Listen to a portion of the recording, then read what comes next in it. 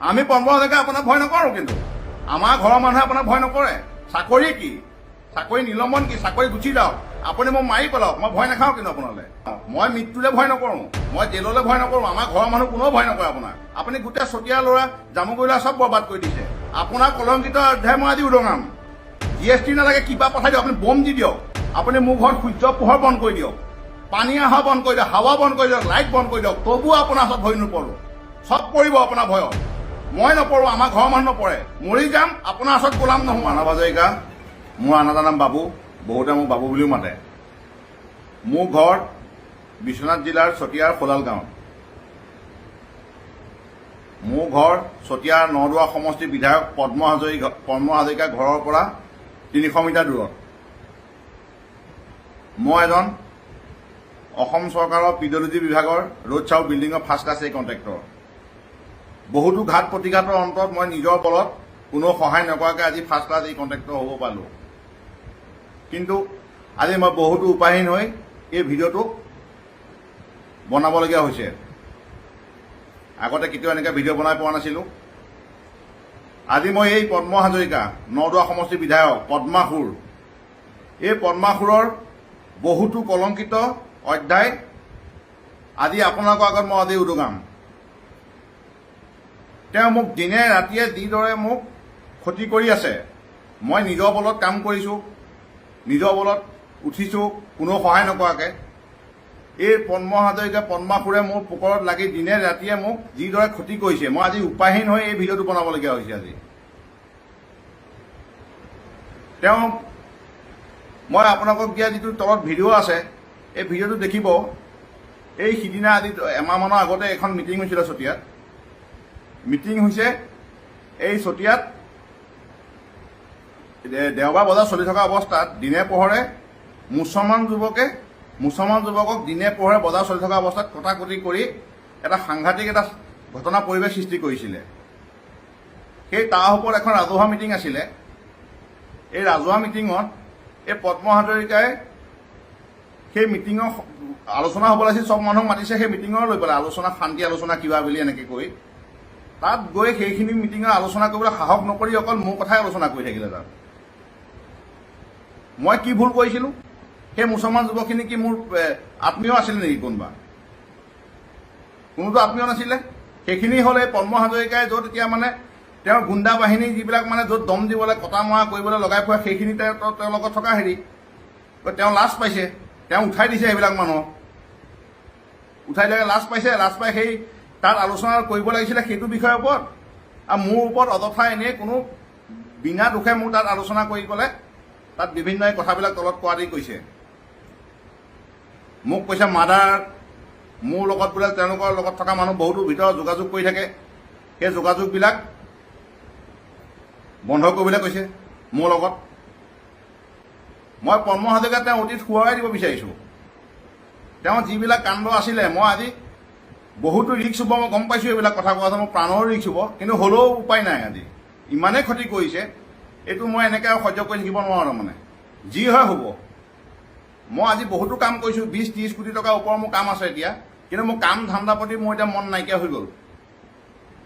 মই কাকো ক্ষতি নকৰাকৈ কাম কৰি আছিলোঁ, মই মনে মনে আছিলোঁ। মই নাই পদ্ম হাজৰিকাক এগেইনষ্ট কৰিছোঁ, মই কৰিছিলোঁ 16 চনত এগেইনষ্ট কৰিছিলোঁ, কিয় নকৰিছিলোঁ? কৰিমেই। তেওঁৰ লগত সৰুৰ পৰা থাকিলোঁ, তেতিয়া কত মানুহে মোক হাক দিছিলে, এইজন মানুহত থাকিব নালাগে, এদিন পস্তাবি। মই নামানি নুশুনি মই গোটেইটো একেবাৰে মই বডিগাৰ্ড টাইপত আছিলোঁ সদায়। সেই মুছলমান যুৱকখিনি কি মোৰ আত্মীয় আছিল নেকি? কোনোতো আত্মীয় নাছিলে। তেওঁ কি কৰিলে, লাষ্টত যেতিয়া মোৰ এইটো তেওঁৰ লগত থাকোঁতে এনি টাইম ইটোক দম দিবলৈ কয়, সিটোক পিটিবলৈ কয়, ইটোক হেৰি কৰিবলৈ কয়, তেনেকৈ থাকোঁতে এই পুলিচ এই কোৰ্ট এনেকৈ থাকোঁতে গ'ল তেওঁৰ লগত থকা সময়খিনি। শান্তিয়ে থাকিব নিদিয়ে। ভাল কাম এটা কৰিলেও তেওঁ বেয়া পায়, খালি পিট দম দিয়ে, এইবিলাক কামতে লাগি থাকোঁতে। তাৰপাছত তেওঁৰ লগত যেতিয়া ইলেকশ্যন আহিলে, মই তেওঁ এগেইনষ্ট কৰিছোঁ। এতিয়া আজি মই ডাইৰেক্ট কৈছোঁ মই তেওঁ এগেইনষ্ট কৰিছোঁ বুলি, কৰিমেই। কিন্তু এগেইনষ্ট কৰাৰ পাছত যেতিয়া 16 চনত এগেইনষ্ট কৰিছিলোঁ, কৰাৰ পাছত তাত পৰৱৰ্তী পৰ্যায়ত তেওঁৰ লগত মোৰ ভাল নাই। মই এক্সট্ৰাকৈ কাম কৰি পেলাই মই এই মোৰ ঘৰ চতিয়া সমষ্টিত হয় যদিও, নদুৱা সমষ্টিত আজি হয় যদিও, মই বেলেগ জেগাত মই য'ত ত'ত PWD কাম কৰি পেলাই ভাল কাম কৰিছোঁ, পুৰস্কাৰো দিছে। মই জল জীৱনৰ কামো কৰিছোঁ, পুৰস্কাৰো দিছিলে। কৰি পেলাই বিভিন্ন কাৰাচাজি কৰি পেলাই মোক মানে পোকত একদম জোৰদাৰ লাগি আছে মানে। মই এতিয়া মাজতে এটা ঘৰ বনালোঁ, এই ঘৰটো বনোৱাটো এতিয়া চকু একদম একদম কপালত উঠি গ'ল। ঘৰ এটা বনাইছিলোঁ ভালকৈ, যে গাঁৱৰ চতিয়াতে বনাওঁ ঘৰ এটা বুলি বনাইছিলোঁ, তেওঁ GST পাৰ্টি ৰেট মাৰিবলৈ পঠাই দিলে। GST ৰেট মাৰিলে, GST পাই মোৰ 80 লাখ টকাৰ ওপৰত গুচি গ'ল। আৰু তেওঁলোকৰ GST ৰেট মৰা পাৰ্টিয়ে মোক ডাইৰেক্ট কৈছে যে এইটো পদ্ম হাজৰিকাৰ সৈতে আপোনাৰ বেয়া নেকি, পদ্ম হাজৰিকাই পঠাইছে বুলি ডাইৰেক্ট কৈছে। কাৰণ মই GSTত সেইটো কেছ পইচা পাতি প্ৰায় 80 লাখ টকামান মই দিবলগীয়া হৈ গ'ল, দি দিলোঁ। তাৰ পাছত মই ঘৰটো যেতিয়া বনাইছোঁ, মোৰ ঘৰ যেতিয়া মাটি ভেটি লাগে, মাটিৰ কাৰণে, এই ভেটিৰ কাৰণে মাটি লাগে, এইটো আমাৰ গাঁৱৰ ফাৰ্মত বালি মাটি আছে, তাত য'ত নেকি 4 লেনলৈ তাৰপৰা গৈছিলে। সেই মাটি যেতিয়া ইয়ালৈ আনিব বিচাৰিছোঁ, সেই পদ্ম হাজৰিকাই তাতো মোক বন্ধ কৰাইছে গাঁৱৰ ল'ৰাখিনি। কিন্তু গাঁৱৰ ল'ৰাখিনিয়ে ক'লে যে আমি এইবিলাক বেলেগৰ কথা নুশুনো, আমি মাটি তোমাক দিমেই, চবেই দিলে।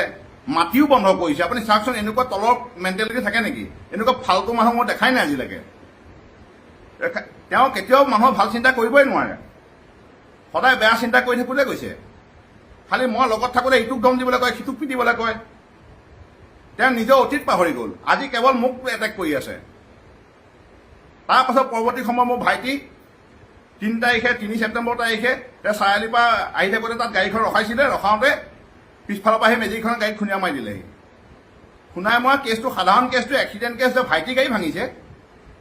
এই কেছটো সাধাৰণ কেছটো, যিটো নেকি ড্ৰাইভাৰ, মেজিকৰ ড্ৰাইভাৰৰ গাড়ীটো কেছটো মিলাই দিম বুলি কৈছিলে, পইচা পাতি দি দুটা বনাই দিম বুলি কৈছিলে। এই পদ্ম হাজৰিকাই সোমাই পেলাই সেই গাড়ীখনৰ হেৰিটো এক্সিডেণ্ট কেছটো বিভিন্ন ৰং সানি, ভাইটি হাইস্কুলৰ মাষ্টৰ আছিলে, শিক্ষক আছিলে, ভুৱা বাতৰি প্ৰচাৰ কৰি 3 তাৰিখৰ ঘটনাটো 5 তাৰিখে শিক্ষক দিৱসৰ দিনা হৈছে বুলি তাল ফাল লগাই এই গোটেই বিশ্বনাথ চাৰিআলি সাংবাদিকখিনিক তেওঁ হেৰি কৰিছে, কি কয় এইটো, নিউজটো কৰিবৰ কাৰণে পইচা পাতিলৈকে অফাৰ দিছিলে। কিন্তু এই সাংবাদিকখিনি মই ধন্যবাদ জনাইছোঁ, এই নিউজটো তেনেকৈ গম পাইছে, এটা ভুৱা নিউজ। 3 তাৰিখৰ কেছ 5 তাৰিখে কৰিছে। যি এজন সাংবাদিকে বিশ্বনাথ চাৰিআলি ভাইটিৰ কেছটো ভুৱাকৈ প্ৰচাৰ কৰিছিলে, তেওঁ পিছত ভুল বুজি পালে, তেওঁ নিজৰ লাষ্টত নিউজটো ডিলেট কৰি দিলে। তেওঁ হেৰি পৰা লাষ্টত এই ভাইটিৰ কেছটো একদম মানে বিভিন্ন তৰোৱাল লৈছে, কিবা লৈছে বুলি কৈ এই শিক্ষক কোৱা ভাইটিজনৰ তেওঁ লাষ্টত নিজৰ পৰ্টেল, এইটো ফেচবুক চেনেলটোতে লাষ্টত গৈ পেলাই ভাইটিৰ নিউজটো বজাই দিলে ভুৱাকৈ। বজাই ভাইটি জেল যাবলগীয়া হৈ গ'ল। চাকৰিৰ পৰা নিলম্বন কৰিবলৈ তেওঁ উৎপাত লাগিলেগৈ। আমি পদ্ম হাজৰিকাই আপোনাক ভয় নকৰোঁ, কিন্তু আপুনি পৃথিৱীৰ চবকে ভয় খুৱাব পাৰিব, আমাৰ ঘৰৰ মানুহে আপোনাক ভয় নকৰে। চাকৰি কি, চাকৰি নিলম্বন কি, চাকৰি গুচি যাওক, আপুনি মোক মাৰি পেলাওক, মই ভয় নাখাওঁ। কিন্তু আপোনালৈ আপুনি ভয়ত চবকে ভয় খুৱাই চলি আছে আজিলৈকে। মই ভয় নাখাওঁ, মই মৃত্যুলৈ ভয় নকৰোঁ, মই জেললৈ ভয় নকৰোঁ, আমাৰ ঘৰৰ মানুহ কোনেও ভয় নকৰে আপোনাক। আপুনি যি কৰে, আপুনি নিজকে আজি যে মোক তাত যে কৈছে মাদাৰ, আপোনাৰ লাজ লগা নাই? আপোনাৰ লগত মই 15 চনৰ আগলৈকে আছিলোঁ, তাৰপাছত মোৰ আজিলৈকে কিবা কাৰোবাক দম দিয়া কেছ এটা আছে? আপোনাৰ লগত থাকোঁতে পঢ়া আধৰুৱা হ'ল, চব আধৰুৱা হ'ল মোৰ। বেলেগ এটা আপুনি চবকে এখন মানে টিচু পেপাৰ বনাই দিবলৈ বিচাৰে, গোটেই বেয়া জাবৰবিলাক আপুনি ইটাতে মোহাৰি পেলাই সেইখিনি টিচু পেপাৰ দৰে ব্যৱহাৰ কৰি পেলাই আপুনি গোটেই চতিয়া ল'ৰা, জামুগুৰি ল'ৰা চব বৰবাদ কৰি দিছে। আপুনি কিহৰ অসমীয়া কথা ক'বলৈ আহিছে? আপুনি অসমীয়া ল'ৰা কথা ক'বলৈ আহিছে, অসমীয়া মানুহৰ চেণ্টিমেণ্ট দিয়ে আপুনি, অসমীয়া ল'ৰা চবকে ক্ষতি কৰিছে আপুনি। আৰু ইয়াত আপুনি এজন ভাল যুৱকে ইয়াত এখন বিবাহ বহন কৰিবলৈ বিচাৰিছিলে, আপুনি কৰিব দিলে? আপুনি কাৰো উন্নতি দেখিব নোৱাৰে। আজি মই ঘৰটো বনালোঁ, আপুনি মোক ইমান অত্যাচাৰ কৰিছে। অত্যাচাৰ কৰিব পাৰে, মই ভয় নকৰোঁ, মোক যি কৰে কৰি দিব। আপোনাৰ কলংকিত অধ্যায় মই আজি উদঙাম। আপুনি কি প্ৰকৃততে, আপোনাৰ কথা মই চব জানো। আপুনি মই আজি ইমান দিনে কম ভাবিছিলোঁ, কিন্তু মই জানো যে মিডিয়াত কৰিতো নোলাই, আপুনি মিডিয়া চব কিনি থৈছে। মই মোৰ ছ'চিয়েল মিডিয়াতে কৈছোঁ, আগতে এক্টিভ নাছিলোঁ, এতিয়া এক্টিভ হৈছোঁ। মই আপোনাক আজি উদঙাম। আপুনি নিজকে ধোঁৱা তুলসী পাত সজাবলৈ গৈছে। মোক কথা ক'ব লাজ লগা নাই? মোৰ দেউতা শিক্ষক আছিলে, আপুনি মোক বুজাই যিটো ল'ৰা মই এনেকৈ আগতে লেট্ৰিন গ'লে মায়ে ৰাতি ৰখি থাকে, ৰাতি যদি লেট্ৰিন যাব লগা হয় মা বাহিৰত ৰখি থাকিব লাগে, তেনেকুৱা ল'ৰা আছিলোঁ মই। আজি আপুনি কি কৰি পেলালে? মোক কৰি পেলাই লাষ্ট মুহূৰ্তত আপুনি সাগৰৰ মাজত তেনেকৈ পেলাই দিয়েগৈ, তেনেকৈ পেলাই দিছিলে আপুনি। আপোনাৰ গোটেই আজি মই গোটেই ডিটেইলছ কৈ আছোঁ। আজি আপোনাক মই ভয় কৰিছোঁ বুলি ভাবিছে? GST নালাগে, কিবা পঠাই দিয়ক, আপুনি বম দি দিয়ক। আপুনি GST দূৰৰ কথা, ইমান ক্ষতি কৰি আছে। আপোনাৰ যদি দম আছে, আপুনি মোৰ ঘৰত সূৰ্য পোহৰ বন্ধ কৰি দিয়ক, পানী অহা বন্ধ কৰি দিয়ক, হাৱা বন্ধ কৰি দিয়ক, লাইট বন্ধ কৰি দিয়ক, তবুও আপোনাৰ ওচৰত ভয় নপৰোঁ। চব পৰিব আপোনাৰ ভয়ত। মই নপৰোঁ, আমাৰ ঘৰৰ মানুহ নপৰে। মৰি যাম, আপোনাৰ ওচৰত গোলাম নহওঁ আৰু। এসময়ত গোলাম হৈ পেলাই আপোনাৰ তলত থাকি থাকে, তেতিয়া মানুহে বহুতে কৈছিলে এদিন প্ৰস্তাৱিক বুলি। আজি মোৰ কাম কৰা মন নোহোৱা হৈ গ'ল। মোৰ কত বিভাগবিলাকত মোৰ নাম হৈছে, জল জীৱনত মোৰ বেষ্ট কণ্ট্ৰেক্টৰ এৱাৰ্ড দিছে। চবতে মোক আজি প্ৰশংসা কৰে কাম কৰিবলৈ। মই আপোনাৰ নিচিনা আপুনি কৰিছে কি? আপোনাৰ লগত থকা মানুহখিনিক মই আপোনাৰ লগত থকাখিনিক কৈ দিছোঁ, লগত থাকি আপোনাৰ লগত আকৌ আপুনি আশা দিব ইলেকশ্যনৰ। এতিয়া ইলেকশ্যন পাৰ হ'ব, আপুনি জিকিব, জিকাৰ পাছত আপুনি মানুহক পাহৰি যায়। দুমাহ আগৰ পৰা ইলেকশ্যন যেতিয়া হয়, দুমাহৰ আগৰ পৰা আপুনি চবকে টোপ দিয়ে, আৰু সেই টোপত প্ৰত্যেকবাৰেই আপোনাৰ পৰা আজি 25-30 বছৰ মানুহ ঠগ খাই আছে। আপুনি টেঙা আমৰ মস্ত বেপাৰী। আপুনি কাক কৈছে? আপুনি মাত্ৰ দুটা মানুহ, আৰু তিনিটা আপোনাৰ 3 নম্বৰ দুটা, এই ছাদুদ্দিন আৰু ইমামুদ্দিনৰ বাদে ইয়াত কাৰ উন্নতি হৈছে? আপুনি মানুহ নাপালে? এই ছাদুদ্দিন আৰু ইমামুদ্দিনহে গোটেই আপোনাৰ এতিয়া গোটেই কাম চাম কৰে গোটেইখিনি। আৰু এতিয়া আপোনাৰ পুত্ৰ সোমোৱাইছে, আপুনি পুত্ৰ সোমোৱাইছে এতিয়া। এই ছাদুদ্দিন, ইমামুদ্দিন আৰু আপোনাৰ পুত্ৰ, এই 3জন ঠিকাদাৰ বনাবলৈহে আপোনাক ভোট দিব চবেই। আপোনাৰ লগত যে ল'ৰাবোৰ যে যাব যে এতিয়া লাগিবলৈ, চবকেতো আপুনি ললিপপহে দিব, চবকে চেণ্টিমেণ্ট কৰাব, আৱেগিক কৰিব। আপুনি সেই আন্দোলনৰ সময়ত কাৰ ঘৰত আম খাইছিলে, কঁঠাল খাইছিলে, এই ভুৱা কথাবোৰ কৈ কৈ এতিয়া ভোটবিলাক ল'বলৈ মানুহক আৱেগিক কৰিব। ভোট যে ল'ব আপোনাক কোনেও বিচাৰি নাপায়। আপুনি কাক আজিলৈকে হেল্প কৰি পাইছে? আপুনি কেৱল মানুহক ক্ষতি কৰিবলৈ আপুনি জন্ম লৈছে পৃথিৱীত। দিনে ৰাতিয়ে কাক কেনেকৈ ক্ষতি কৰোঁ, কাৰ বেয়া চিন্তা কৰোঁ, সেইটোতে আপুনি লাগি থাকে। চব অসমীয়া ল'ৰা বৰবাদ হৈ গ'ল আজি চতিয়া নদুৱা সমষ্টিত। কোনো এটা ল'ৰা ভালকে আজি পইচা নাই, বেংক বেলেঞ্চ নাই, এখন দামী গাড়ী নাই, এখন ফৰ্চুনাৰ টাইপৰ জাতীয় গাড়ী কাৰোৱে নাই আমাৰ। আপুনি ইয়াত অকল হৈছে ছাদুদ্দিন আৰু ইমামুদ্দিন। আপুনি ছাদুদ্দিন, ইমামুদ্দিনক আৰু মই লগত থকা আপোনালোকৰ লগত থকাখিনি ক'ব বিচাৰিছোঁ, আপোনালোকে নাজানে এতিয়াতো চতিয়াটো ল'ৰা নায়েই, পুৰণা ল'ৰা চব নাই, চবকে শেষ কৰি পেলালে আপুনি। চব পুৰণা ল'ৰা আপোনাৰ লগত লগালে, এতিয়া চব শেষ। তেওঁলোকৰ দুবেলা দুমুঠি খাবলৈ ভাত নাই এতিয়া। এনেকুৱা অৱস্থা কৰি পেলালে আপুনি এতিয়া গোটেই চতিয়া এই যি 2-4টা আছে, কুলাংগা দুটা এতিয়া কেইদিনমানৰ আগতহে আছে এইকেইটা। এওঁলোকে আপোনাৰ অতীত জানে নেকি? আপোনাৰ লগত থকাতে এসময়ত গোটেই চতিয়া ল'ৰা আছিলে। কেইটা আছে আপোনাৰ লগত এতিয়া? যিকেইটা আছে ভয়ত আপোনাৰ ওচৰত খালি খাৰা হৈ আছে এনেই। অন্তৰে আপোনাক কিমান ভাল পায়। আপুনি জনপ্ৰিয় নহয় নহয়, মানুহে আপোনাৰ স্বৰূপটো নাজানেতো, কাৰণ মিডিয়া কিনি থৈছে, নিউজ নাযায় আপোনাৰ নিউজ যাবও লাগিব নহয়। এতিয়া আপুনি যে 2016 চনত মাত্ৰ 1600 ভোটতহে জিকিছে আপুনি 20 কোটি টকা খৰচ কৰি। আপোনাৰ এগেইনষ্টৰ প্ৰাৰ্থীজনে 20 লাখ টকা খৰচ কৰিছে, আপুনি 20 কোটি। 20 কোটিত 1600 ভোটত হাৰিছে, য'ত নেকি বিজেপি কেনেকুৱা ঢৌ আছিলে সেই সময়ত। আপুনি লোকক যে বনাম দি যে চলাই আছে যে, আপুনি আজি ইমানেই পাপ কৰিলে, এইবিলাক চব আজি ৰঙাই আছো। আজি মই যিটো মুখ্য আপোনাৰ কথা ক'ম আজি, আপুনি ভাবিছিলে মই নাজানো এইটো কথা, আৰু বহুত মানুহেতো নাজানেই, মই ভাবিছিলে মই নাজানো বুলি। ৰাইজ আপোনালোক সকলোকে মই জনাব বিচাৰিছোঁ, এইজন পদ্ম হাজৰিকা 2001 চনত, আপোনালোকৰ বহুতৰ এতিয়া চাগে মনত নাই, কিন্তু সেই সময়ত যিটো ৰাজ্যক ওপৰত চাঞ্চল্যকৰ হত্যাকাণ্ড হৈছিলে বিশ্বনাথৰ সাধাৰুত 2001 চনৰ অসম বিধানসভাৰ সময়ত প্ৰফুল্ল মহন্ত চৰকাৰৰ লাষ্ট পৰ্যায়ত, সেই সময়ত সাধাৰুত ৰাতি কেৰেম খেলি থাকোঁতে কংগ্ৰেছৰ এটি কাৰ্যালয়ত 2জন আদিবাসী যুৱক হত্যা কৰা হৈছিলে, ৰাজু মুণ্ডা, পুষ্প গোৱালা। সেইজন কোনেও নাজানে কিয় হত্যা কৰিলে, কোনে কৰিলে। আজি মই কৈছোঁ, এই পদ্ম হাজৰিকা, এই পদ্মাসুৰ গুণ্ডাই হত্যা কৰাইছিলে। তেতিয়া কিয় হত্যা কৰাইছিলে জানে? এইটো শুনিলে আপোনালোকে আচৰিত হ'ব। এওঁ ভাবিছিলে মই একো নাজানো এইবিলাক কথা, আৰু জানিলেও হৈছে কেনেকৈ কৰিবনো, সাহ কৰিব। মৰি যাম ভাই, আপোনাৰ তলত নাথাকোঁ। আপুনি মোক ইমানেই ক্ষতি কৰিছে, আপোনাৰ যিটো অৱস্থা হৈছে এতিয়া, উঠিব নোৱাৰে, হলিত মুখ ঘূৰাই পৰি গৈছে আপুনি। এনেকুৱা অৱস্থাত ভগৱানে আপুনি দেখুৱাৰ পাছতো আপুনি চিজিল হোৱা নাই। সেই ৰাজু মুণ্ডা, পুষ্প গোৱালাক তেওঁ হত্যা কৰোৱালে এই বুলি যে সেই সময়ত যিহেতু প্ৰফুল্ল মহন্ত চৰকাৰৰ লাষ্ট পৰ্যায়, এই লাষ্টৰ সময় 98 চনমানত প্ৰবীণ হাজৰিকাই মন্ত্ৰী দিছিলে। আমাৰ বিশ্বনাথ সমষ্টি যিহেতু চতিয়াই হয়, তেওঁ মন্ত্ৰী দিছিলে। এই মন্ত্ৰী দিওঁতে পদ্ম হাজৰিকা বিচাৰিছিলে, বিচাৰোঁতে ক'লে যে এটা অঞ্চলত 2টা মন্ত্ৰী দিয়া নহ'ব। এতিয়া আপুনি কি প্লেন কৰিলে?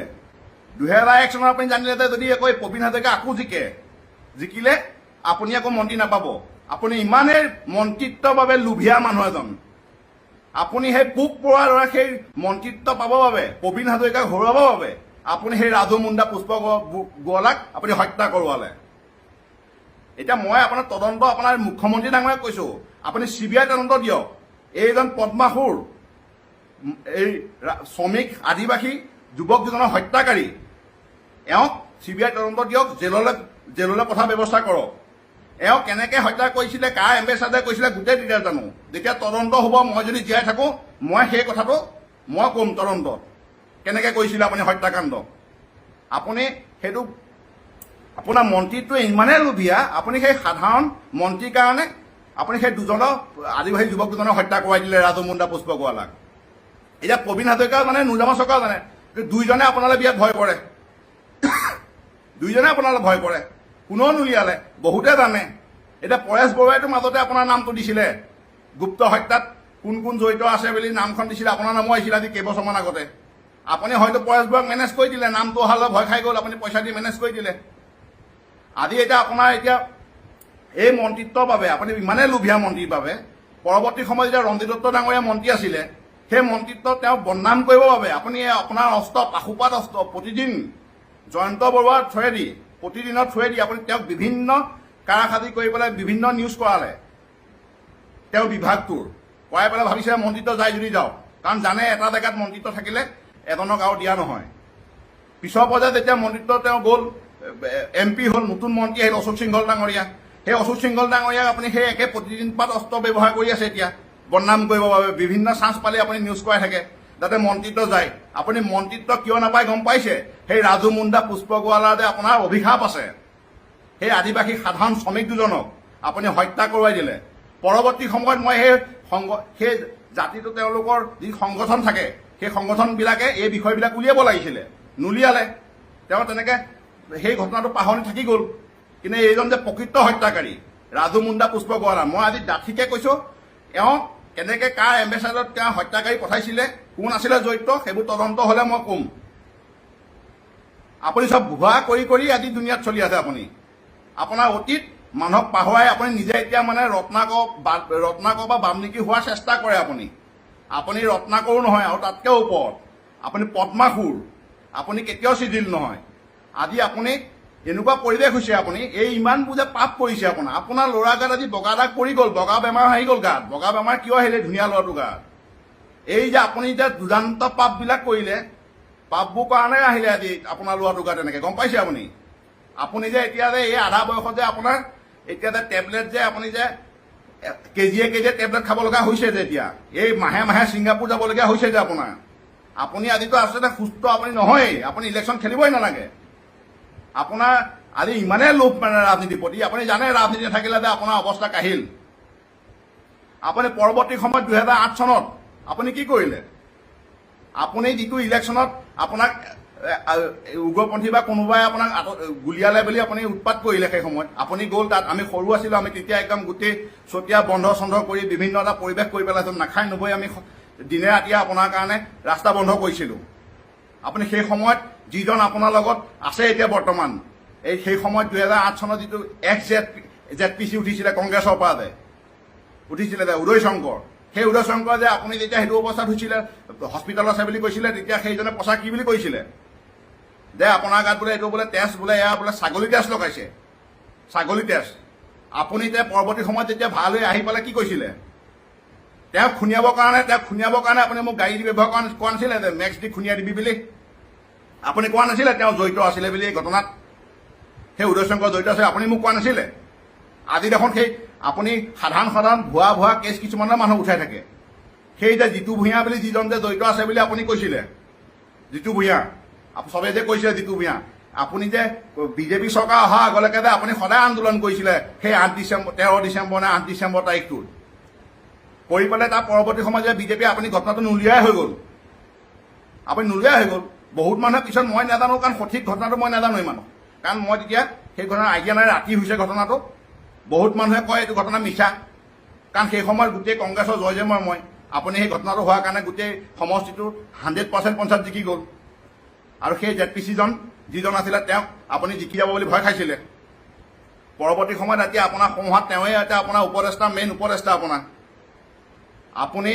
তাৰ পাছত আপোনাৰ বহুত মানুহে মোক ক'লে ঘটনাটো মিছা বুলি, কিবা বুলি। কিন্তু আমি তেতিয়া নাজানিলোঁ। আমি গোটেই দিনে ৰাতিয়ে ৰাস্তা বন্ধ কৰি আপোনাৰ হৈ পেলাই মোৰ ঘৰত কাৰ্যালয় খুলি AGP কাৰ্যালয় খুলি এটা পৰিৱেশ কেনেকুৱা এটা কৰিছিলোঁ। আপুনি এইটো কি কৰিলে নাজানো। তাৰ পৰৱৰ্তী সময়ত আপোনাৰ ক'লা অধ্যায় এইবিলাক পৰৱৰ্তী সময়ত আপুনি 2014 চনত যেতিয়া আপুনি এই ৰাজ্যসভাত আপোনাৰ ভোটটো বিক্ৰী কৰিছিলে, আপুনি ভোট বিক্ৰী কৰা মানুহে, আপোনাৰ নিজৰ ভোটটো বিক্ৰী কৰা মানুহে আপুনি টকাৰ লোভত এসময়ত কংগ্ৰেছ চৰকাৰৰ দিনত আপুনি ভোটটো বিক্ৰী কৰি সেই অধিকাৰীবিলাক যে আনিছিলে যে তাৰ যে হিচাপ মিলাবৰ কাৰণে যে মোক যে আপোনাৰ যে ট্ৰাকখিনি যে বিক্ৰী কৰিছিলে মোক 3 লাখ টকাত, মই যে 10 লাখ টকা বুলি যে লিখি দিছিলোঁ দলিলত যে 10 লাখ টকা মই কিনিছোঁ বুলি, সেইবিলাক পাহৰিলে নেকি আপুনি? তাৰপিছত 6 বছৰৰ কাৰণে নিলম্বন হৈছিলে আপুনি কিবা লাজ আমি যে গোটেই সমষ্টি আমাৰ চতিয়া মানুহে যে লাজ পাইছিলে আমাৰ যে বিধায়কজন টকা লোভত যে ভোটটো বিক্ৰী কৰি থৈ আহিছে বুলি। আৰু এইবিলাক কথা পাহৰিলে। এই পৰৱৰ্তী সময়ত আপোনাৰ ভূপেন বৰা যেতিয়া ইয়াত কংগ্ৰেছৰ লোকসভা সদস্য উঠিছিলে, আপোনাক যে মুখ্যমন্ত্ৰী ডাঙৰীয়া যে তেতিয়া যে এই পীযুষ হাজৰিকাৰ থ্ৰুৱেদি যে ফোন কৰিছিলে আপোনালৈ যে আপুনি বিজেপি হৈ লাগি দিব লাগে বুলি, মোৰ গাড়ীত মই গাড়ী চলাই গৈছিলোঁ তেতিয়া। এই মনত মুখ্যমন্ত্ৰী ডাঙৰীয়া যদি মনত আছে, যদি মোৰ ভিডিঅ'টো চাই আপোনাৰ মনত আছে, আপুনি পীযুষ হাজৰিকাৰ থ্ৰুৱেদি ফোন কৰিছিলে লাগিবলৈ। এওঁ আপোনাৰ কথা অঙকে কৈ পেলাই লাষ্টত ফোনটো থৈ পেলাই কৈছিলে আপোনাৰ কেৰিয়াৰ শেষ বোলে, আপোনাৰ কেৰিয়াৰ শেষ আৰু বিজেপি অসমত আহিব নোৱাৰে। এওঁ বুজাইছিলোঁ বিজেপি কৰক, এওঁ যে ক'লে যে বিজেপি অসমত আহিব নোৱাৰে, এওঁ কেৰিয়াৰ শেষ। আৰু সেই সময়তে আনকি সৰ্বানন্দ সোণোৱাল ডাঙৰীয়াই এওঁক ফোন কৰিছে, এওঁ ফোন ৰিচিভ নকৰে তেতিয়া। এওঁ লাষ্টত সৰ্বানন্দ সোণোৱাল ডাঙৰীয়াই এওঁ পত্নীক ফোন কৰিব লগা হৈছিলে যে আপোনাক ফোনটো ধৰিবলৈ ক'বলৈ। কিন্তু আপুনি এনেকুৱা অৱস্থা কৰিছিলে তেতিয়া। আপুনি সেই ভূপেন বৰা হৈ পেলাই আপুনি কংগ্ৰেছ কৰিছিলে, গোটেই মানুহখিনিক আপুনি মোক কৈছিলে যে কংগ্ৰেছ কৰিবলৈ কওঁ বুলি। মই নকৈ আপোনাৰ ঘৰলৈ মানুহ মাতি দিছিলোঁ, গাঁৱে গাঁৱে আপুনি কৈছিলে ভূপেন বৰা হৈ কংগ্ৰেছ কৰিবলৈ। আপুনি সেই সময়ত মনত আছে নাই আপোনাৰ? আপুনি এনেকুৱা নিকৃষ্ট মানুহ। সেই আপুনি যেতিয়া ভূপেন বৰা আপুনি হৈ লাগিলে কাৰো কথা নুশুনিলে, আপুনি আৰ.পি. শৰ্মা হৈ নালাগিলে। আৰ.পি. শৰ্মা হয়তো আজি কংগ্ৰেছ গৈছে বেলেগ কথা, সেই সময়ত আপুনি কৈছোঁ। আপুনি তেতিয়া কি কৰিলে, আপোনাৰ দেউতা তেতিয়া বেমাৰ হৈছিলে, বেমাৰ হওঁতে হস্পিটেলত আছিলে। আপুনি এনেকুৱা নিকৃষ্ট মানুহ, তলৰ মানুহ, পলিটিক্সৰ আপোনাৰ নিচিনা মই তলৰ মানুহ দেখাই নাই আজিলৈকে, ইমান বেয়া মানুহ। আপুনি কি কৰিলে, দেউতাক আপুনি ডিস্পো হস্পিটেলত ৰাখি থ'লে। আপুনি ইলেকশ্যনৰ ৰিজাল্টৰ দিনাখন যেতিয়া লোকসভা ইলেকশ্যনৰ ৰিজাল্ট দিছিলে, আপুনি 12টা 1টা বজালৈকে ৰিজাল্ট চাই আছে। আপুনি মনত পেং পাতি থৈছে যে এতিয়া আপোনাৰ যিহেতু নিলম্বন হৈ অৱস্থা নাই, এতিয়া কংগ্ৰেছ গৈছিলে, কংগ্ৰেছো গৈছে, এতিয়া আপুনি কেনেকৈ ৰাইজৰ মাজত বা মানুহৰ মাজত ওলাবগৈ? এতিয়া আপুনি কেনেকৈ মানুহক কথাখিনি ক'ব? এই কথা উত্তৰ নোলাব আপোনাৰ মুখৰ পৰা। তেতিয়া আপুনি কি কৰিলে, আপোনাৰ ডিস্পো হস্পিটেলত, আপোনাৰতো জানেই আপোনাৰ মালিকজন আপোনাৰ সৈতে ভালেই, আপুনি আপোনাৰ পিতৃ হাত দাঙিছে বুলি, ডাক্তৰে হাত দাঙি দিলে বুলি কৈ পেলাই আপুনি পিতৃক ঘৰলৈ লৈ গুচি আহিলে ইলেকশ্যনৰ দিনাখন আবেলি সময়ত। এইটো আপোনাৰ কাৰাচাজি। আপুনি পিতৃকো লৈ পলিটিক্স কৰিছে। আপোনাৰ কথা মোৰ বাদে কোনেও নাজানে ইমান ভালকৈ, কাৰণ এই যিকেইটা কুলাংগাৰ কেইটামান যে আছে আজি, সেইকেইটা আপোনাৰ কথা ভৱিষ্যত আগৰ অতীতৰ কথা নাজানে আপোনাৰ কথা। মই যেনেকৈ জানো, মই সৰুৰ পৰা আপোনাৰ থাকোঁ, আপুনি মোক গাড়ীত ঘৰৰ পৰা উঠাই লৈ যায়, উঠাই যিটো আপুনি কাণ্ড মোক কৰিলে, মই গতিকে আপুনি ইমানবাৰ ফোন মৰাৰ পাছতো যে মই আপোনাৰ লগত নিমিলোঁ, আপোনাৰ মই ভালকৈ বুজি পালোঁ। আপোনাক একদম হাড়ত একেবাৰে আপোনাৰ নখৰ পৰা চুলিলৈকে গম পালোঁ মই আপোনাক। আপুনি সেই দেউতাক যে আপুনি লৈ আহিলে ইয়ালৈ, কিয় লৈ আহিলে বহুতে নাজানে। আপুনি যে হাতটো দাঙি লৈ, আপোনাৰ কি পইচা নাছিলে চিকিৎসা কৰিবলৈ? আপুনি ভাবিলে যে দেউতাক হাত দাঙি লৈ মই লৈ যাওঁ এটা আৱেগিক পৰিৱেশ, কোনেও মোক আৰু ইলেকশ্যনৰ ৰাজনীতিৰ কথা নুসুধিব। মোৰ দেউতালৈ বেমাৰ, মই ব্যস্ত আৰু। আপুনি কিমান মানে আপুনি বদমাছ মানুহ। আপুনি দেউতাক লৈ পলিটিক্স কৰিছে, যিজন আপোনাৰ পিতৃক জীৱিত কালত আপুনি এবাৰো নামাতিলে, মাত বুলিয়ে নকৰিলে, মই দেখা পাওঁ সৰুৰ পৰা দেখিলোঁ। সেই পিতৃজনক লৈ পেলাই আপুনি লাষ্টত পলিটিক্স কৰিছে যে হাত দাঙিলে বুলি লৈ আহিলে। আপোনাৰ মানে পইচা পাতি ইমানে অসুবিধা, তাৰমানে হাত দাঙিলে বুলি লৈ আহিছে। লৈ আহি আপুনি এতিয়া মানুহে এটা ফূৰ্তি পৰিৱেশ কৰিব নাই বিজেপি আহিছে বুলি, কোনোবাই য'ত ত'ত বম ফুটাইছে, আপুনি কি কৈছে মোৰ এইটো পৰিৱেশত কোনে বম ফুটাইছে? আপুনি মানে এই পৰিৱেশটো নাইকিয়া কৰিবৰ বাবে দেউতাকে আপুনি লৈ পেলাই পলিটিক্সটো কৰিলে। আপুনি পলিটিক্স কৰাত আপোনাৰ লগত এতিয়া যিবিলাক মানুহ আছে, আপোনাক ভালদৰে নাজানেতো। আপুনি আৱেগিক কথা কৈ দিয়ে, বিভিন্ন কথা কৈ দিয়ে। আপুনি সেইবোৰ কৰিলে মানুহ আপোনাৰ হেৰি হৈ যায়, আপোনাৰ প্ৰতি ভাল ভাৱ এটা আহি যায়। কিন্তু আপুনি যে আজিলৈকে যেতিয়া বিজেপিত নাছিলে, চৰকাৰ নাছিল, যেতিয়া বিজেপিত নাছিলে, তেতিয়া আপুনি মানুহক কি কয় যে মোৰ চৰকাৰ নাই, মই কেনেকৈ কি কৰিম? চৰকাৰ আহিলেহে মই কৰিম, চৰকাৰ আহিলে কৰিম। এই চৰকাৰ যে আজি 10 বছৰ হ'ল, আপুনি ব্যক্তিগত কাক কি দিলে? এই ছাদুদ্দিন আৰু ইমামুদ্দিন আৰু আপোনাৰ পুত্ৰ আৰু আপুনি এই 4জন মানুহৰ ভিতৰত বাকী কাৰ উন্নতি হ'ল আজি ঠিকা অকল মই অসমীয়া ঠিকাদাৰ ময়ে আছিলোঁ ইয়াত মোক আপুনি যিটো ক্ষতি কৰিছে GST পৰা ধৰি বিভিন্ন ক্ষতি কৰিছে ক্ষতি কৰি পেলাই আপুনি যে লগত থকা আপোনাৰ অসমীয়াতে কটৰ লগত আছে আপুনি অসমীয়া লোৱা বেলেগ এটা আপুনি কওকচোন কাৰোবাক আপুনি ডেভেলপ কৰিছে বুলি যিবিলাক মানে এৰা ধৰা বজাৰত এনেকৈ লাষ্টত যে আলু চব্জিবিলাক এৰা ধৰাবোৰ নিয়া দেখে তেনেকুৱা যিবিলাক লাভ নাই ফাণ্ড নাই তেনেকুৱাবোৰ আপুনি বেলেগক দিয়ে বাকী গোটেইখিনি ছাদুদ্দিন ইমামুদ্দিন আৰু আপোনাৰ পুত্ৰ এইকেইজনৰ কাৰণে আপুনি মানে আমাৰ ল'ৰাখিনিয়ে বা আমাৰ মানুহখিনিয়ে আপোনাৰ হেৰি কৰে আপুনি অসমীয়া কাক ডেভেলপ কৰিলে নেপালী ল'ৰা কাক ডেভেলপ কৰিলে আপুনি গৈ নেপালী মানুহৰ মাজত নাচি দিলে টুপিটো পিন্ধি নাচি দিলে বাগানৰ মাজত আপুনি গৈ ঝুমুৰ নৃত্যটো কৰি দিলে ভাল পোৱা নুবুজাইতো জাতিটো ডেভেলপ কেনেকৈ কৰিছে এই জাতিবিলাকৰ আজি যিবিলাক আঁচনি পাইছে এই আঁচনিবিলাক মুখ্যমন্ত্ৰী ডাঙৰীয়াই দিছে বেলেগ জেগাতো ইয়াতকৈ বেছি আপোনাৰ মানুহে আঁচনি পাই আছে বেলেগ জেগাত এইটোতো বেলেগ জেগা আপুনি ইয়াত আপোনাৰ কাৰণে কমহে পাইছে মানুহে আপোনাক কোনজন বিজেপি মন্ত্ৰী MLA কোনে আপোনাক ভাল পায় আপোনাক আজি আপোনাৰ কাৰণে আজি কি অৱস্থা হৈছে আজি জামুগুৰি চতিয়া মানুহৰ গৰু চোৰ ছাগলী চোৰ কিমান বাঢ়িছে আপোনাৰ কাৰণ পুলিচে নিৰপেক্ষ নহয় পুলিচে চোৰটো ধৰি আহিলে আপোনাৰ লগত লাগি থকা আপোনাৰ লগত এই মাৰপিট কৰিবলৈ যোৱা মানুহটো হয় চোৰ ছাগলী চোৰ গৰু চোৰটো গতিকে তেনেকৈ হোৱাৰ কাৰণে আজি কিমান বাঢ়ি গৈছে ইয়াত আপোনাৰ কাৰণে মানুহে কয় বোলে নিৰাপত্তাত আছে আপোনাৰ কাৰণে নিৰাপত্তাত নাইহে ইয়াত বেলেগ সমষ্টিত বেছি নিৰাপত্তাত আছে মানুহ আপোনাৰ ইয়াতকৈ আপুনি একো নিৰাপত্তা আপুনি এটা ভুৱা মানুহ এটা আপুনি সেই ভূপেন বৰা হৈ পেলাই সেই সময়ত লাগিলে মুখ্যমন্ত্ৰী ডাঙৰীয়া ক'লে বোলে ৰাজনীতি কেৰিয়াৰ শেষ আৰু পিছৰ পৰ্যায়ত আহি আকৌ ভূপেন বৰাৰ কথাই আকৌ আপুনি ভূপেন বৰাকে আকৌ মাৰটো খোৱালে আহি আপুনি ইয়াত আপোনাৰ স্বৰূপটো এইটোহে আপুনি প্ৰকৃততে কি নিজকে এবাৰ চাব লাগে আপুনি মানুহক যে এতিয়া মোৰ কথা যে আপুনি মাদা এই বিহাৰৰ পৰিৱেশ কি বিহাৰৰ পৰিৱেশৰ কথা ক'বলৈ আহিছে মই যিবিলাক আপোনাৰ 2012-11 চনত যিটো কংগ্ৰেছৰ চৰকাৰৰ দিনত চতিয়াত কিছুমান মুছলমান যুৱকে যিদৰে এটা আতংকময় পৰিৱেশ সৃষ্টি কৰিছিলে ইয়াত সাধাৰণ কথা এটা হোৱাৰ লগে লগে জাক পাতি আহি যায় দোকানত পানী খাই চাহৰ দোকানত পানী জাৰ নাপালে জাৰ দলিয়াই দিছিলে কি এটা পৰিৱেশ সেই পৰিৱেশত মই এটা সংগঠন খুলিছিলোঁ বৃহত্তৰ চতিয়া জাতীয়তাবাদী যুৱ সমাজ বুলি মই খুলিছিলোঁ সংগঠন আমাৰ অসমীয়া মানুহৰ নিৰাপত্তাৰ বাবে সেই সংগঠনৰ আণ্ডাৰত মই আনিছিলোঁ অংগৰাগ মহন্তক ফাংচন পাতিছিলোঁ ডাঙৰ শোভাযাত্ৰা কৰিছিলোঁ 10,000 ওপৰ মানুহ হৈছিলে সেই সংগঠনৰ আণ্ডাৰত এইটো শোভাযাত্ৰা য'ত সেই সময়ত কেন্দ্ৰত চৰকাৰ কংগ্ৰেছৰ অসমত চৰকাৰ কংগ্ৰেছৰ তেনেকুৱা অৱস্থাত আপুনি এই শোভাযাত্ৰা দেখিয়ে ভয় খালে মই কিবা ৰাজনীতি আপোনাৰ কাইলৈ প্ৰতিদ্বন্দ্বী হৈ যাম বুলি আপোনাৰ পুত্ৰৰ কথা ক'বলৈ আহিছে আপুনি সেইবুলি বিহাৰ বুলি ক'বলৈ আহিছে মই কোনটো দোকানীৰ পৰা আনিছিলোঁ পইচা কাৰ দোকানীৰ পৰা সপ্তাহে সপ্তাহে পইচা আনিছিলোঁ ফাঁকি কথাবিলাক আপুনি কৈ আছে আজি আপুনি কি কৰিলে আজি চতিয়া জামুগুৰি আজি বেপাৰ বাণিজ্য কেনেকুৱা হৈছে আপুনি জানে আজি যদি চতিয়া মাজেদি যদি 4 লেনটো আজি নগ'লহেঁতেন আজি সেই ঘুমটি চতিয়াখনে থাকিলহেঁতেন আজি এই যে ঘুমটিবিলাক আছিলে চতিয়াত সেইখিনিয়ে থাকিলহেঁতেন আজি ব্যৱসায় বিক্ৰী বাৰ্তা আছে চতিয়াত আতংকময় পৰিৱেশ ইয়াত কোনো নাহে বাহিৰৰ ইয়ালৈ বাহিৰৰ বেপাৰী কোনো নাহে ইয়াত বেপাৰ কৰিবলৈ আপোনাৰ ভয়ত নাহে ইয়ালৈ আপুনি কথা পাতিছে এইবিলাক কোনো নাহে আজি ইয়াত যিমান বিক্ৰী হয় গোটেই চতিয়াত চাৰিআলি এখন দোকানত তাতকৈ বেছি বিক্ৰী হয় আজি আপুনি কি কৰিছে মোৰ আজি আচৰিত পাইছোঁ এইজন শ্ৰমিক হত্যাকাৰী ৰাজু মুণ্ডা পুষ্পকলা হত্যাকাৰীজনে এই যোনটো জেগাত হত্যা কৰিছে বিশ্বনাথ সমষ্টি এই বিশ্বনাথ সমষ্টি আজি প্ৰমোদ বৰঠাকুৰ ডাঙৰীয়া লগত থকা মানুহখিনিক ইয়াত দম দি তেওঁলোকৰ পৰা আঁতৰাই আছে এওঁ এইটো কি পলিটিক্স কৰি আছে দম দি আঁতৰাই আছে মানুহখিনি বা এই যিটো জেগাত তেওঁ দুজনকে শ্ৰমিকক হত্যা কৰিছিলে তাত আজি আকৌ এইজনে আকৌ হস্তক্ষেপ কৰিবলৈ গৈছে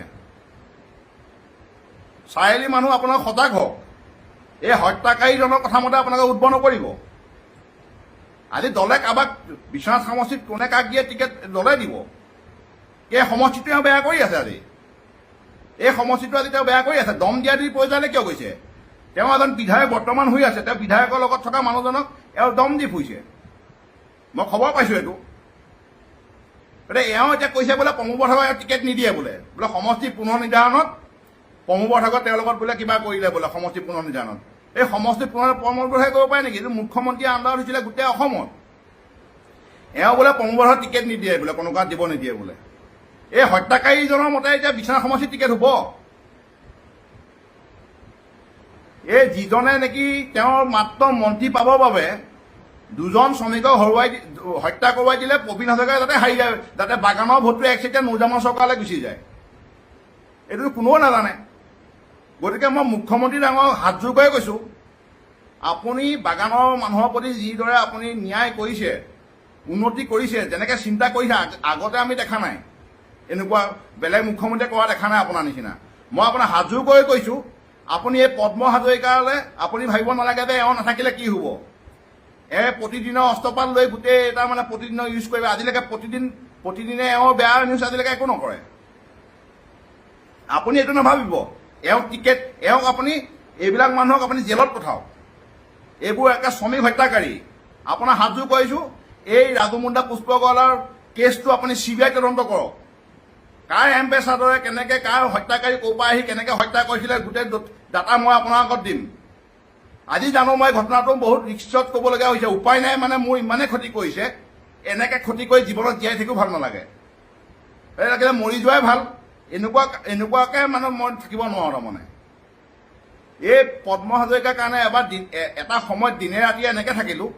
আজি এই পদ্ম হাজৰিকাই মোৰ যিটো অৱস্থা কৰিছে, যাকে তাকে মানে মই কাৰোবাক যদি মাতবোল কৰিব বিচাৰোঁ, তাক দম দিবলৈ বিচাৰে। এসময়ততো পৰিয়ালৰ চবৰ মানুহৰ মাজত বেয়া কৰিব বিচাৰিছিলে, মানে ভয় খুৱাই পেলাই, নাহিবি তাৰ ঘৰলৈ। আজি চব চিডিল হৈছে লাহে লাহে। এনে এওঁ জ্বলি গৈছে। তাৰমানে যিটো মানুহে ভগৱানে ইমান দেখুৱাইছে, তেওঁৰ ল'ৰাটোৰ গাত বগা বেমাৰ পৰিছে। মানে আমাৰ গাঁৱৰ মানুহে চবেই জানে যে বহুত যেতিয়া পাপ হৈ যায়, পাপে বাপকো নেৰে বুলি কয়। এওঁ যে ইমানেই পাপ কৰিছে, এই পাপৰ কাৰণে তেওঁৰ ল'ৰাটোৰ গাত বগা বেমাৰ হৈ গৈছে। একদম তলত ভৰিৰ পৰা মূৰলৈকে বগা বেমাৰ আহি গৈছে।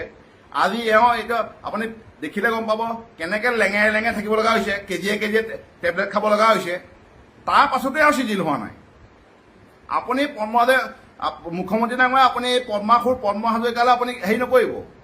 আপুনি এইজনক জেলত পঠাওক। আপুনি যেনেকুৱা আপোনাৰ পচন্দ যাকে হওক, আপুনি বাহিৰৰ প্ৰাৰ্থী হ'লেও দিয়ক, এওঁতকৈ বেছি ভোট পাব ইয়াত। এওঁ এই পদ্ম হাজৰিকা, আপুনি এই হত্যাকাৰীজনক, শ্ৰমিক হত্যাকাৰীজনক আপুনি জেলত পঠাৰ ব্যৱস্থা কৰক। এওঁ ইয়াত কোনেও ভাল নাপায়। এওঁতো এতিয়া মোটামুটি ইয়াততো মই হিচাপ কৰা মতে 20টাৰ ওপৰ মানুহ তেওঁ নিজে মাৰিলে। 20টাৰ ওপৰ মানুহ মাৰিলে। আৰু প্ৰায় 100 মানটো এওঁ টৰ্চৰ কৰাই মাৰিছে। আমাৰ চতিয়াৰ এটা স্বতন্ত্ৰ অনুষ্ঠান আছিলে, ভাস্কৰজ্যোতি আদৰ্শ বিদ্যাপীঠ। সেইটো যিজন ব্যক্তিয়ে চলাইছিলে, নাম কৰাইছিলে দীপেন শইকীয়া ডাঙৰীয়া। সেই দীপেন শইকীয়া ডাঙৰীয়াক এওঁ যেতিয়া সেই ভাস্কৰজ্যোতি স্কুলখনৰ হিচাপ বিচাৰি যিটো টৰ্চৰ কৰি তেওঁ লাষ্টত হাৰ্ট এটেক হৈ ঢুকাই গ'ল। এওঁ বিভিন্ন মানুহ ইয়াত হত্যা, মানে মানসিক টৰ্চৰ কৰাই বহুত মানুহ এনেকৈ বেমাৰ হৈ মৰিছে। ছুইচাইড কৰিবলগীয়া অৱস্থা হৈছে। 100 ওপৰ। এওঁ হ'ল তামাম। এওঁ নিচিনা গুণ্ডা বিধায়ক ইণ্ডিয়াতে নাই। তাৰমানে এওঁ দিনে ৰাতিয়ে কেতিয়াও মানুহৰ ভাল চিন্তা কৰিব নোৱাৰে। এওঁ সদায় মানুহৰ কেনেকৈ বেয়া চিন্তা কৰোঁ, এই ধৰণে সদায় থাকে। তাৰমানে বেয়া চিন্তা কৰাটোৱে এওঁ প্ৰধান লক্ষ্য। এওঁ কাকো কাম নিদিয়ে লগত। আৰু বিশেষকৈ লগৰখিনিক কৈছোঁ, আপোনালোকে বেলেগতকৈ এওঁলোকৰ পৰা সাৱধান থাকক। এওঁ কিন্তু ইলেকশ্যন জিকিবলৈ যিকোনো পৰ্যায়লৈ যায়। লগত থকাখিনিক ইউজ কৰাব, কিন্তু লগত থকাখিনি আপোনাৰ সাৱধান থাকিব। এওঁৰ লগত থাকি কিন্তু মানুহ মাৰি দিব, মাৰি পেলাই বেলেগক নাম দিব, কিন্তু অমুকে মাৰিছে বুলি। একদম সাৱধান থাকিব। কিন্তু ঘৰত তেওঁলোকৰ যাৰ লগত যোনবোৰ থাকে, তেওঁলোকৰ ঘৰৰ মাক দেউতাকক ক'ব বিচাৰিছোঁ যে আপোনালোকৰ লগত থকাখিনি সতৰ্ক কৰি দিয়ক। এয়া কিন্তু লগত থকা মানুহক মাৰি দিব, কিন্তু মাৰি পেলাই বেলেগক বনাম দিবলৈ। যোৱাবাৰ যিহেতু দেখিছেই, এই জামুগুৰিৰ এজন মানুহ যোৱা নিৰ্বাচনৰ সময়ত 21 চনৰ হাৰ্ট এটেক হৈ ঢুকালে। তাৰপাছত আকৌ 4-5জন মাৰ্ডাৰ কেছৰ বুলি কৈ সোমোৱাই দিলে। এইটো অৱস্থা হৈছে ইয়াত যে পুলিচৰ বিষয়ে আহিবলৈ ভয় খায় ইয়ালৈ, চতিয়া সমষ্টিলৈ, নৰদোৱা সমষ্টিলৈ। তাত নালাগে বুলি হাতে ভয় ধৰে SP বা ওপৰ মহলক, যে আমাক নৰদোৱা সমষ্টিত দিব নালাগে। খুব টান পায় প্ৰশাসনৰ মানুহবিলাক, খুব টান পায় ইয়াত যেতিয়া PWD হয়, কামৰ হয় নিম্নমানদণ্ডৰ কামবিলাক হয় ইয়াত। নিম্নমানৰ কামবিলাকে হয় ইয়াত কাৰণ চাওঁতা নাই নহয়। অফিচৰ মানুহে ভুল ধৰিবই নোৱাৰে। ছাদুদ্দিন আৰু ইমামুদ্দিন আৰু পুত্ৰ কোনোবাই ভুল ধৰিব পাৰিব নেকি ইয়াত? ইয়াত কোনো অফিচৰ মানুহ কোনো শান্তিত থাকিব নোৱাৰে, কোনো ভাল নাপায় ইয়াত থাকিবলৈ। সকলোৱে উপায় নাই, চাইনটো মাৰিবলৈহে আছে ইয়াত। বহুত ইয়াত অন্যায় কৰি আছে, বহুত আতংক কৰি আছে, কেৱল ভয় কৰি জামুগুৰি মানুহখিনিক কৈছোঁ আপোনালোকে সতৰ্ক হওক। এওঁ দম নাই। যিজন প্ৰমোদ বৰঠাকুৰে ইলেকশ্যন মুক্ত নিৰ্বাচন তেওঁ ধুই পেলাই যেতিয়া 100% পঞ্চায়ত জিকাইছে, সেইজনৰ লগত থকা মানুহক এওঁ ভয় খুৱাই দম দি আছে। তেওঁ আকৌ যিজন পদ্ম হাজৰিকা পদ্মাসুৰে নিজৰ সমষ্টিত ইলেকশ্যন পাতিবলৈ ভয় খালে, ভয় খাই পেলাই কেণ্ডিডেটবিলাকক মাৰ পিট কৰি বন্ধ কৰাইছে। গণতন্ত্ৰত মুক্ত নিৰ্বাচন হ'ব লাগে। মুখ্যমন্ত্ৰী ডাঙৰীয়ে নিজৰ সমষ্টিত তেনেকৈ মুক্ত নিৰ্বাচন পাতি আছে, অসমত পাতিছে। এওঁ নিজৰ সমষ্টিত আমাৰ নগাঁও সমষ্টিত কি কৰিছে, চবকে দম দি যাতে কেণ্ডিডেট হৈ পেলাই জিকি গ'লে তেওঁ বদনাম এটা হৈ যাব, তেওঁ বাহুবলীটো ওলাই পৰিব। তেওঁ এতিয়া গৰম বেছি, এতিয়া ঠাণ্ডা কম থাকিলেও ফুলা জেকেটটো পিন্ধি লয়, ট্ৰেক চুটটো পিন্ধি লয়, পিন্ধি মানুহক টুপি এটা পিন্ধি আতংক কৰি ভয় খুৱাবলৈ বিচাৰে মানুহক। এটা তেওঁ কবিতা শিকি লৈছে, ৰণ ৰণ ৰণ চাহ খাৰ এই ঘটিটো এটা শিকি লৈছে। এইটো এটা শিকি পেলাই সেই শংকৰ সংঘৰ নিচিনা এটা পবিত্ৰ অনুষ্ঠানত য'ত নেকি প্ৰাৰ্থনা গাব লাগে, তাত এইটো চাহ খাৰ ৰণ ৰণ এনেকুৱা গাই পেলাই মুখ্যমন্ত্ৰী আছে বাকী মানুহক আতংক কৰিছে। মানে তেওঁ ডিঙি শিৰ ফুলাই বিহু হ'লেও সেইটো কবিতা, শংকৰ সংঘ হ'লেও সেইটো কবিতা, চাহ খাৰ ৰণ ৰণ এটা এইটো শিকাই পেলাই মানুহক ভয় খুৱাই আতংক। এওঁ ভয় খুৱাই এটা পৰিৱেশ কৰি ৰাখিছে। মানে এওঁ দম আছে নেকি? মুক্ত নিৰ্বাচন হওকচোন। এওঁ 16 চনত 20 কোটি খৰচ কৰি পেলাই 1600 ভোটৰ মাত্ৰ জিকিছে। যিটো সময়ত তেওঁ এটা সময়ত যি নেকি ইয়াত বিজেপি মানুহ ইয়াত বিজেপি কৰিব পৰা নাছিল। এটা সময়ত তেওঁ যেতিয়া এজিপিত থাকোঁতে মানুহ পিটিছিলে, মানুহ খেদিছিলে, বন্ধুক দেখুৱাইছিলে। আজি তেওঁ এটা ডাঙৰ বিজেপি দেখাবলৈ আহিছে। এওঁ কিবা হেৰি আছে নেকি? এওঁ হ'ল মানুহক ভয় ভাবুকি খুৱাই আজি গোটেই সমষ্টিটো তেওঁ হেৰি কৰি ৰাখিছে। টেক্স শ্ব' একদম ঠাণ্ডা কম থাকিলেও ফুল জেকেট এটা পিন্ধি পেলাই তেওঁ এতিয়া মাহে ছিংগাপুৰ যাব লগা হৈছে। যোৱাৰ পাছতো তেওঁ এতিয়া এইটো দেখাই পেলাই মানুহক ভয় খুৱাই এই কবিতাটো গাই ভয় খুৱাবলৈ বিচাৰিছে। এইটো আমি ভয় নাখাওঁ, মাৰি দিলেও ভয় নাখাওঁ। বেলেগ মানুহে ভয় খাব পাৰে, মানুহে চকু মুদিব পাৰে, সাংবাদিকে চকু মুদিব পাৰে, প্ৰশাসনে চকু মুদিব পাৰে, কিন্তু আপোনাৰ এই ভগৱানে চকু মেলি চাই আছে আপোনাক। কেনেকুৱা লাগিছে আপোনাৰ? কিন্তু আপুনি এতিয়াও চিজিল নহয়, মৰালৈকে আপুনি চিজিল নহ'ব।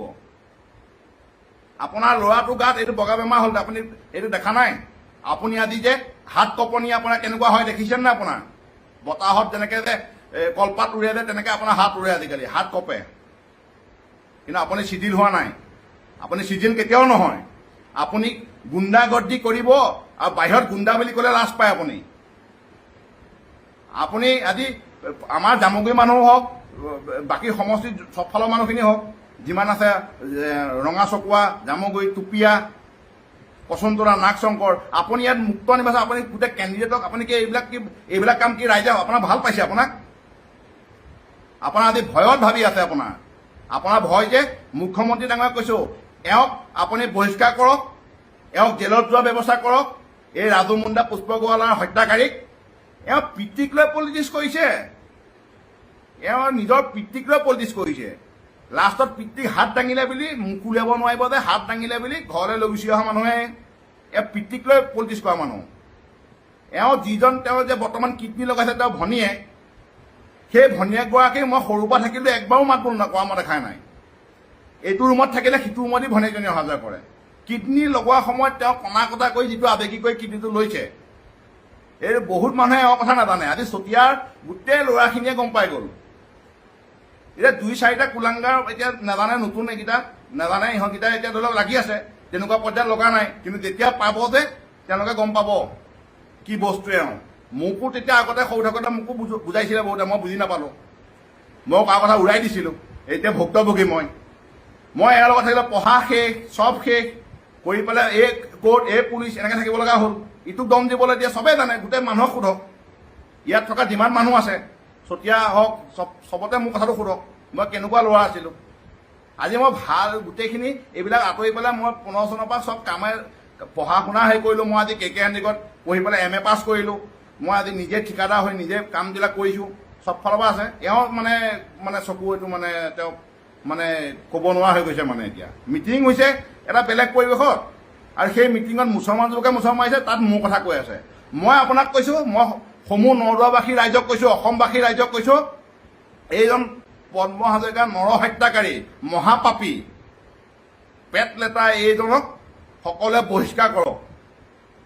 এওঁ মানুহে নাজানে, বাহিৰৰ মানুহে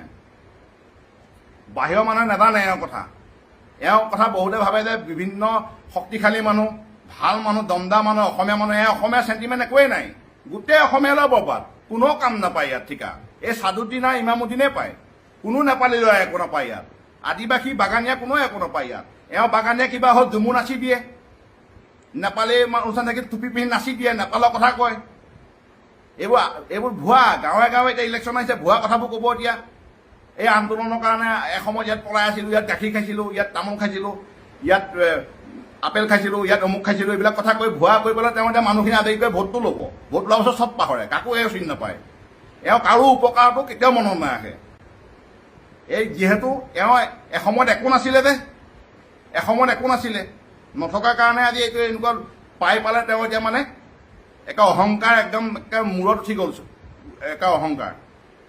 গতিকে মই কৈছোঁ এওঁৰ পৰা একো লাভ নহয়। এওঁ জিকিব, আকৌ টেঙা আমে বিক্ৰী কৰিব, আকৌ হেৰি কৰিব। এই প্ৰত্যেকবাৰে টেঙা আম বিক্ৰী কৰিছে। ইয়াত আঁচনি যিবিলাক দিছে মুখ্যমন্ত্ৰী ডাঙৰীয়ে দিছে, এওঁ নাথাকিলে বেলেগতো দিব।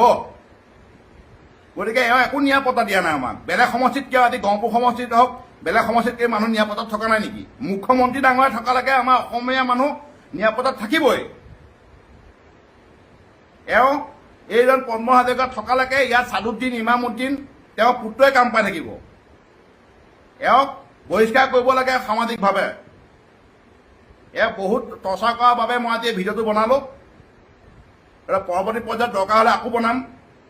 কিন্তু মই ইয়াতে পদ্ম হাজৰিকাই কৈছোঁ যে আৰু বহুতো কথা আছে। কিছুমান কথা ক'বলৈ মোৰ লাজো লাগে, এওঁ পাপৰ কথা লাজো লাগে আজি সামাজিক মাধ্যমৰ যোগেদি। এওঁ আজি 30-40% মই কৈছোঁ, বাকী আৰু জানো মই, যিজন মানুহে নিজৰ ভোটটো বিক্ৰী কৰিছে, 6 বছৰৰ কাৰণে AGPৰ পৰা এক্সপেল হৈছে, পিতৃক লৈ পলিটিক্স কৰে, ৰাজু মুণ্ডা, পুষ্পগড়ৰ নিচিনা নিৰীহ যুৱকক মন্ত্ৰিত্বৰ বাবে হত্যা কৰে। এইজন মানুহে লোকক মাদা, অমুকক বদনাম, তমুকক বদনাম কৰি থাকে য'ত ত'ত। এওঁতো মই জনাবা 2001 চনতে তাৰ আগতো তেওঁ কি কৰিছিলে। এওঁতো এবাৰ বোলে মই শুনামতে তেওঁৰ লগৰবিলাক, যিহেতু আমাৰ গাঁৱৰে হয় মেক্সিমাম, তেওঁৰ লগৰবিলাক যিবিলাক লগত থকা যিবিলাক আছিলে সেইখনটো চব আমাৰ গাঁৱে আছিলে। পৰৱৰ্তী পৰ্যায়ত মই আগতে সৰু আছোঁ, পিছততো গোটেই মেইন মানুহ তেওঁ ময়ে হৈ গ'লোঁ। মোৰতো তেওঁ এইখন ঘৰৰ ওচৰা-ওচৰি 300 মিটাৰ দূৰ। মোৰ মা এইখন পঞ্চায়তৰ AGP সভাপতি আছিলে, একমাত্ৰ সভাপতি জিকিছিলে 2013 চনত। চব হাৰিছিলে AGP ইয়াত, মায়ে ইজ্জতটো বচাইছিলে। আজি এনেকুৱা অৱস্থা কৰি দিলে। একদম মানে মই কিমান উপকাৰ কৰিছিলোঁ, কিমান মই কষ্ট কৰিছিলোঁ, কিমান উপকাৰ কৰিছিলোঁ, কিন্তু আজি সেইবোৰ চব পাহৰি আজি মোক এনেকুৱা অৱস্থা কৰি আছে। একদম ক্ষতি, দিনে ৰাতিয়ে খালি মোক ক্ষতি কৰাৰ কাৰণেতো এখন কমিটিয়ে আছে ইয়াত। মোৰ ফেচবুকত লাইক কোনে মাৰিছে, কমেণ্ট কোনে দিছে, মানে একে মানে মোৰ বাদে এতিয়া মইতো নাই কংগ্ৰেছৰ কেণ্ডিডেট, নাই BJP কেণ্ডিডেট, মই এজন কণ্ট্ৰেক্টৰ। কিন্তু মোৰ ওপৰত এনেকৈ মানে মোক ক্ষতি কৰিছে, এইটো মানে অমুক কৰিছে, তমুক কৰিছে। মানে মই মুখ্যমন্ত্ৰী ডাঙৰ শেষত কৈছোঁ, আপুনি এইজন শ্ৰমিক হত্যাকাৰী, ৰাজু মুণ্ডা, পুষ্পগড়ৰ হত্যাকাৰী, এই পদ্মাসুৰ পদ্ম হাজৰিকাক একদম BJP পৰা বহিষ্কাৰ কৰি এওঁক জেললৈ পঠাওক, CBI তদন্ত দিয়ক। এইটো একদম মানে মই আজি যি কথা কৈছোঁ, একদম কৈছোঁ ন, মই একদম মা কামাখ্যা শপত খাই কৈছোঁ। এওঁ সম্পূৰ্ণ, মই আজি এটা মিছা কথা কোৱা নাই, সম্পূৰ্ণ সঁচা কথা কৈছোঁ। মই কেতিয়াও মিছা কথা এটা মই মানুহৰ নাম দি পেলাই ক'ব পাৰিম নেকি এইটো কৈছে বুলি? সম্পূৰ্ণ সঁচা ঘটনা। এইটো প্ৰবীণ হাজৰিকাও জানে, নুৰজামান চৰকাৰ জানে, বহুতে জানে যে তেওঁ যে ৰাজু মুণ্ডা, পুষ্পগড়ক হত্যা কৰিছিলে। পৰেশ বৰাও জানে নেকি? পৰেশ বৰাই নামটো গুপ্ত হত্যাত দিলে, তাৰপিছত কেইদিনমানৰ পিছত পইচা পাই গ'ল নেকি, পদ্ম হাজৰিকাই মিলাই দিলে, গোটেই হেৰিটো শেষ, নাপাত্তা হৈ গ'ল। গতিকে এওঁক আপুনি মুখ্যমন্ত্ৰী ডাঙৰীয়া, এওঁক একদম আপুনি এইটো তদন্ত কৰক, CBI তদন্ত দিয়ক, এইজনক বহিষ্কাৰ কৰক। আপুনি যাকেই দিয়ক টিকেট, এওঁৰ কথা কিয় ভাবিছে? এওঁ 1600 ভোটত জিকিছে মাত্ৰ। এওঁ প্ৰশাসন আছে কাৰণে ঘূৰি আছে, প্ৰশাসন নাথাকিলে ঘৰৰ পৰা ওলাব নোৱাৰে। এওঁ মানুহ মাৰিব জানে।